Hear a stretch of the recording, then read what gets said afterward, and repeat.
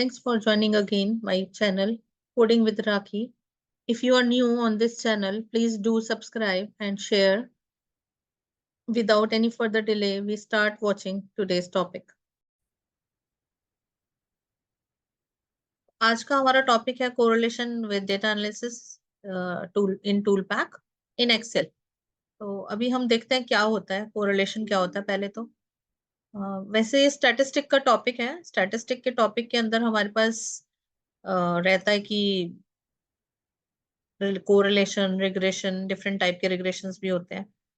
वो सब स्टैटिस्टिक्स में कंप्लीट होता है सिलेबस। बट यहाँ पे हम देख लेते हैं कि कोरिलेशन हम किसको बोल रहे हैं। तो हमारे पास लेट्स सपोज कि दो वेरिएबल्स हैं, एक हमारा वेरिएबल है एक्स और एक वाई। उन दोनों में कितना रिलेशनशिप है, how strongly they are connected with each other. तो वाई को अगर हम कहते हैं Y equals to Y is in dependent variable और X is an independent variable. देखते हैं। तो कोरिलेशन स्टैटिस्टिकल मेजर होता है हमारा that express the extent to which two variables are linearly related, meaning they change together at a constant rate. It is a common tool for describing simple relationship without making a statement about the cause and effect.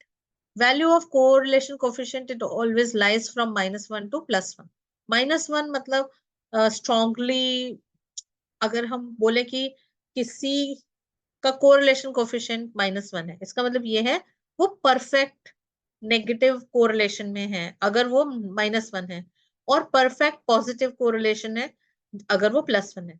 Negative and positive correlation का मतलब क्या होता है? Positive का मतलब होता है x increase होगा तो वाई भी इंक्रीज होगा, और -1 का क्या मतलब होता है? नेगेटिव कोरिलेशन का मतलब होता है कि अगर एक्स इंक्रीज करेगा तो वाई डिक्रीज करेगा। ठीक है, ये कोरल फंक्शन से भी हम यूज कर सकते हैं। देखते हैं कैसे हमें यूज करना है। तो ये आप देख लो, यहाँ पे आपके पास है कोरल फंक्शन, जिसके अंदर हमारे को दो रेंज देनी होती है। एक होती है एक डिपेंडेंट और एक होती है इंडिपेंडेंट।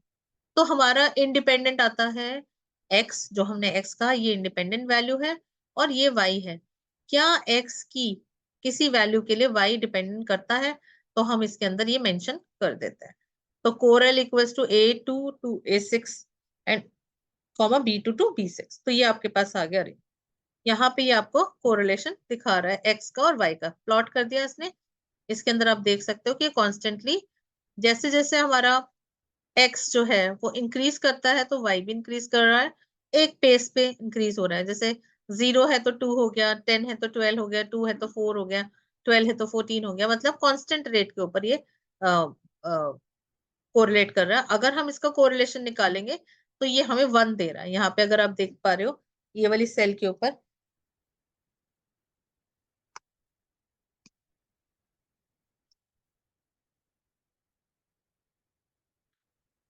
ये सेल आपका कोरिलेशन कैलकुलेट कर रहा है, 1 दिखा रहा है। परफेक्टली कोरिलेट मीन्स जैसे जैसे एक्स की वैल्यू बढ़ रही है वैसे वैसे ही वाई की वैल्यू भी इंक्रीज होगी या डिक्रीज होगी।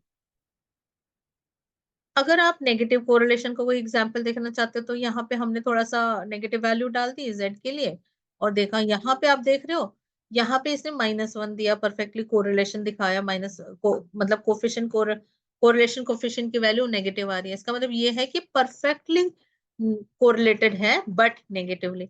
इसका मतलब क्या है कि अगर एक्स की वैल्यू इंक्रीज होगी तो वाई की वैल्यू डिक्रीज होगी। ये हमारा नेगेटिव कोरिलेशन हो जाता है, परफेक्ट नेगेटिव कोरिलेशन। तो हम इसको टूल पैक से कैसे करेंगे? ये तो हमने क्या निकाला, ये तो हमने कोरल फंक्शन यूज किया। बट अगर हमें एनालिसिस टूल पैक से करना है तो कैसे करें? तो वही सेम जैसे हमने रिग्रेशन में भी देखा था। रिग्रेशन में हमने क्या देखा था कि हम डेटा टैब पे जाते हैं और डेटा एनालिसिस टूल पैक को क्लिक करते हैं। टूल पैक को क्लिक करने के बाद हमारे पास ये एक डायलॉग बॉक्स ओपन होता है। इस डायलॉग बॉक्स में से हम कोरिलेशन को सिलेक्ट करते हैं और क्लिक ऑन ओके करते हैं। क्लिक ऑन ओके करने के बाद हमारे से ये पूछेगा इनपुट रेंज क्या है, आउटपुट रेंज क्या है। तो जितनी भी रेंज के बीच में आपको रिलेशन क्रिएट करना है वो आप इसको सेलेक्ट कर देंगे, ये ड्रॉ करके आपको ग्राफ दे देगा। ठीक है, अब जैसे इनपुट रेंज क्या थी, कॉलम था। आउटपुट रेंज हमें क्या चाहिए, लेबल्स इन फर्स्ट रो है कि नहीं, आपके कॉलम है कि नहीं। इसके अंदर हमारे पास यस, पहला जो रो है वो हमारा हेडिंग है, इसलिए हमने इसको चेक बॉक्स को चेक कर दिया। और हमारा जो ग्रुप है वो कॉलम वाइज है, रो वाइज नहीं। तो हम ये अब यहाँ पे परफॉर्म करते हैं। अब उसके बाद जब हमारा ये जो भी आउटपुट रेंज हमने दी है वहां पे, तो इसने मुझे ऐसे एक मैट्रिक्स बना के दे दिया। अब इस मैट्रिक्स को समझ पाए, ए बी सी तीन वेरिएबल थे। सिंपल अगर ए और बी होता सिर्फ तो वो आपको वन वैल्यू रिटर्न कर देता, लेकिन अब आपके पास तीन वेरिएबल्स हैं, तो तीनों वेरिएबल की एक दूसरे के ऊपर डिपेंडेंसी डालेगा। मतलब A dependent on B how much, A dependent on C how much, A B dependent on C how much, ये सब हमारे को वैल्यू पता चलेंगे। तो ए और ए तो ऑफ कोर्स परफेक्टली कोरिलेटेड होंगे, बी और बी भी परफेक्टली कोरिलेटेड होंगे, सी इटसेल्फ से भी परफेक्टली कोरिलेटेड होगा। लेकिन बाकी रेस्ट कितने कितने कितने परसेंट हम कोरिलेटेड है। अगर हम ये देखें, ए जो है वो बी से सिर्फ 19% मीन्स 0.19% रिलेटेड है, लेकिन ए जो है वो सी से 90% रिलेटेड है। और अगर हम इसको दूसरी तरह से रीड करें, हम इन प्रोस्पेक्टिव ऑफ बी देखें, तो जो बी है वो सी से 10% रिलेटेड है। हमने अभी देखा था कि कोरिलेशन रिग्रेशन जो होता है, कोफिशिएंट कोरिलेशन कोफिशिएंट जो होता है उसकी वैल्यू -1 से लेके +1 तक रेंज करती है। तो सबसे ज्यादा कोरिलेशन किसके बीच में है, ए और सी के बीच में है। ए और बी और सी बहुत ज्यादा कोरिलेटेड नहीं है।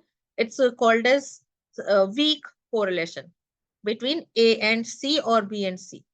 Sorry, A and B or B and C. A and B or B and C. But A and C is having a strongly correlation.